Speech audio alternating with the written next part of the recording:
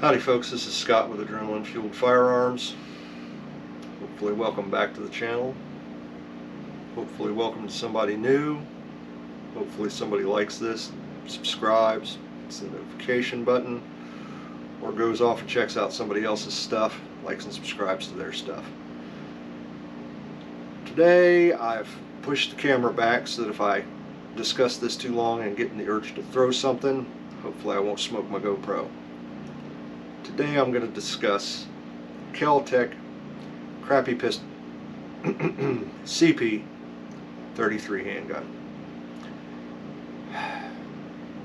It's hard to stay calm with this one. So I've had it a couple years and I've hardly put any rounds through it, and I'm going to talk about the whys, the wherefores, and the whats, but I want to start off trying to be neutral about it. So the handgun's been out there for a while. The innovation and the theory and the ideas are there. KelTec makes some fascinating products. They're not just some chuckle nugget company taking stuff out of patent, slapping it together, laughing their butts off, sitting by their pool in Boca, talking about how they made a ton of money off of slapping together 223 uppers for AR-15s and made millions of dollars off it.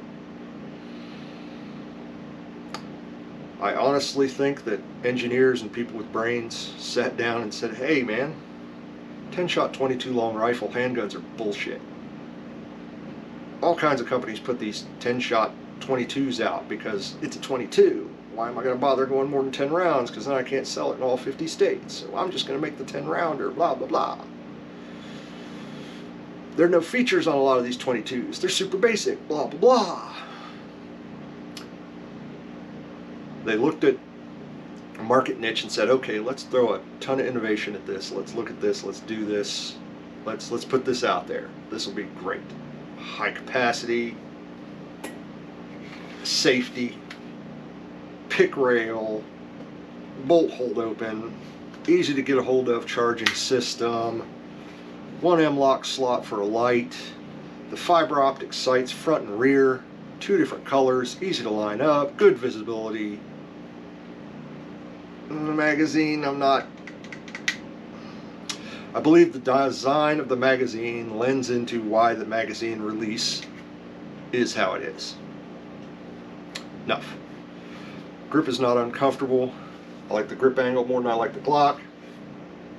There's just a lot to be said for what went into this handgun at the design ideas Bright Boys level. And then they started building. So, lots of goods. The bad, even at the design Bright Boys level, and I don't know whether it was design or execution level, it won't just shoot any rando ammo. Even in the best circumstances, a lot of other reviewers have said it, your ammunition needs to be a certain weight to operate the firearm properly, to get it to cycle. Merry Christmas. Look for the heavier rounds, they cycle it a lot better.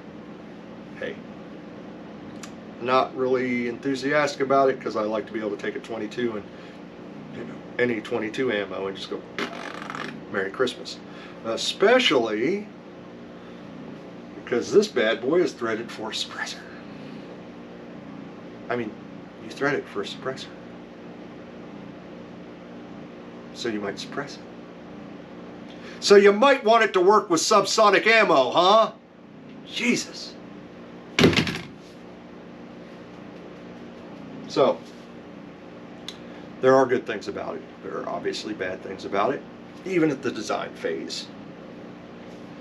Now we get into my experience with this bad boy. So, never in my life have I ever encountered a firearm that had an over 90% first 100 round failure ratio. Yeah, no first 100 rounds, 90% failure ratio. Not 90% reliability, as in I pulled the trigger 100 times and 10 times not so much so. No, the reverse. Spin that around. I'm being generous saying that I managed to manually single feed it 90 times after it failed to discharge a second round. It literally fired 2 consecutive rounds out of the magazine 4 times in the first 100 rounds. Yeah, and never did 3 consecutively. Now, that's following the online advice from other reviewers and getting the heavier ammunition, which I actually went out and tried a couple different ammunitions just to be sure, hey, maybe something blah blah blah yakety schmackety. So I threw a little extra money at it because apparently I'm stupid. I had already followed the owner's manual instructions on how to stack the rounds in the magazine, and I tried unloading the magazines to various levels and fiddling around with the loading of the magazines and always making sure everything was zigzagged in there just like it tells you to do, and nothing. Just pop. What the? I didn't even go all the way forward right. First 100 rounds, effing nightmare, complete trash can fest.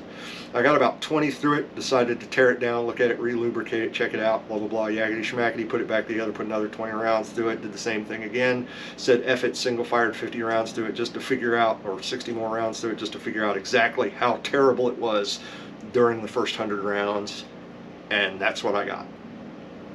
4 times it fed its own next cartridge out of its magazine. Yeah. So, obvious step. I have a problem. Contact customer service. Yakety schmackety, blah blah blah. Come to find out, yeah. Pay to send it back to us. We'll take a look at it, see if we can fix it. If it's an issue that's under warranty, you won't owe us any more money, but we will have to get you to pay us to ship it back. Of course, since it's a complete firearm, it's going to have to go to a gun shop, and you're going to have to pay your FFL fees to get it back. So shipping plus FFL fee, shipping both ways. Did I mention that? I'm shipping it there, my expense. Brand new gun. The only thing I've done wrong is bought something from KelTec, which is apparently a sin. And then I'm going to have to also pay to have it shipped back. Now I'm also going to point out this is only the second time I've had an issue with the failure of an item under warranty, as far as, you know, shipping back and forth, etc., etc. My other experience was with Bear Creek Arsenal, and happened before this. I had a loose barrel nut on an upper. Contacted them. Okay, well, you ship it to us. We'll check it out. If it's an item under warranty, we'll ship it back to you. Let me say that again slowly. You ship it to us. We will ship it back to you at our expense if it is under warranty. If you can find cheaper, less expensive than Bear Creek Arsenal, please put it in the comments. Edify me. Not just complete garbage, but I mean, you know, stuff that doesn't malfunction. Because I'm here to tell you, I own a few BCA uppers, and I've only had a problem out of 1.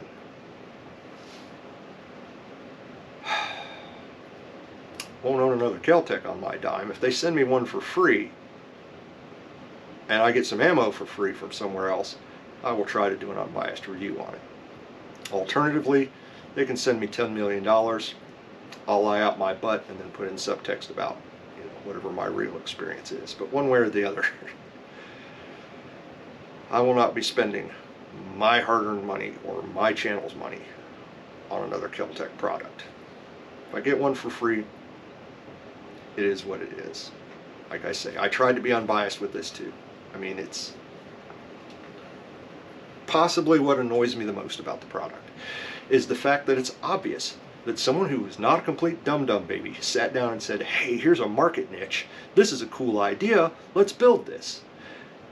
And then some chuckle dingus at the production or QC end left attached inside after the machining process a small piece of metal that I finally found the 4th or 5th time I disassembled it by using a bore scope and a light, and managed to yank it out of there with a pair of pliers.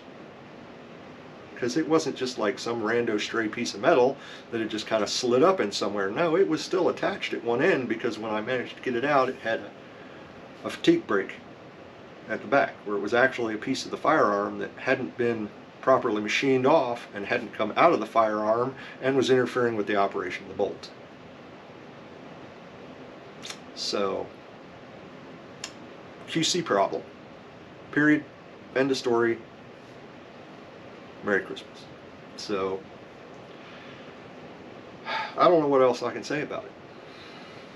It's, I mean, I was really expecting to enjoy shooting it. I love shooting 22. I have worn out a Ruger 1022. Yeah, put that one in your brain pan and let it simmer for a little while.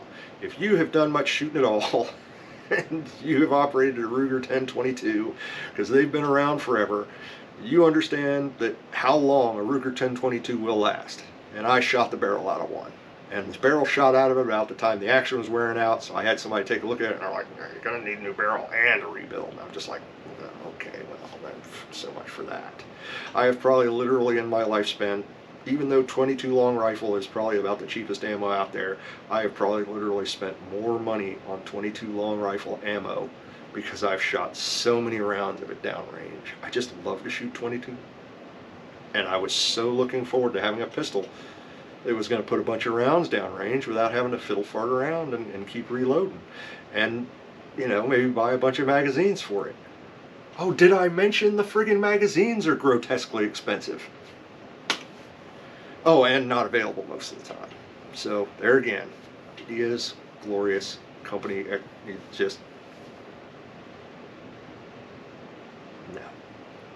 CP1022. If you buy it, I hope it works.